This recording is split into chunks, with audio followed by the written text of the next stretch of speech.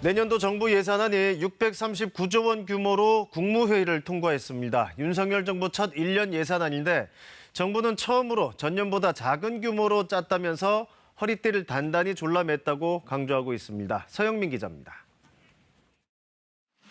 내년 본예산 규모는 639조 원입니다. 올해 본예산과 비교하면 5.2% 늘었지만 추경을 거친 예산 규모와 비교하면 6% 정도 줄어든 안입니다. 정부는 추경을 포함하면 2010년 이후 처음으로 전년 대비 감소한 예산안을 짰다고 설명했습니다. 우선 직접 일자리 사업인 공공형 노인 일자리를 6만 개 줄입니다. 다만 민간과 사회 서비스 일자리는 늘리기 때문에 노인형 일자리 전체로는 2만 3천 개가 줄어듭니다.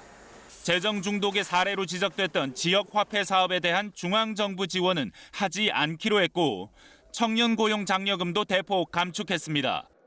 태양광 발전의 경우 빠르게 확산되고 설치 단가도 지속적으로 내려가고 있는 만큼 보조율을 낮춰 지원을 줄입니다. 가급적 나라 살림을 건전하게 한다, 허리띠를 졸라맨다고 최대한 노력하면서 기존 사업의 재구조화, 구조조정도 진행을 했습니다만. 이렇게 씀씀이를 줄여가면서도 미래 산업을 위한 투자 지원과 인력 양성 지원은 더 강화합니다.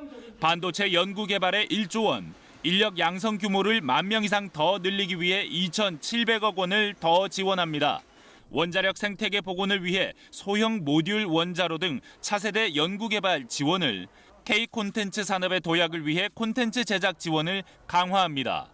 그러면서 기준 중위소득을 2015년 이후 최대폭 인상하고 사회보험료 지원이나 장애수당 인상에도 적극적으로 나서 서민과 사회적 약자 보호도 두텁게 하겠다고 했습니다. 가장 역점을 두어야 하는 것은 경제가 어려울 때 가장 어려운 서민 취약계층에 대한 사회안전망, 복지에 대한 촘촘한 지원이 되겠습니다. 정부는 임기 내 지속적으로 건전재정 기조를 유지해 현재 GDP 대비 50%, 1,070조에 육박한 국가 채무 비율을 2026년까지 50%대 중반 이내로 관리하겠다고 했습니다. 또 솔선수범 차원에서 장 차관급 이상은 보수의 10%를 반납하는 등 공직사회가 건전재정 기조에 앞장서겠다고 밝혔습니다. KBS 뉴스 서영민입니다.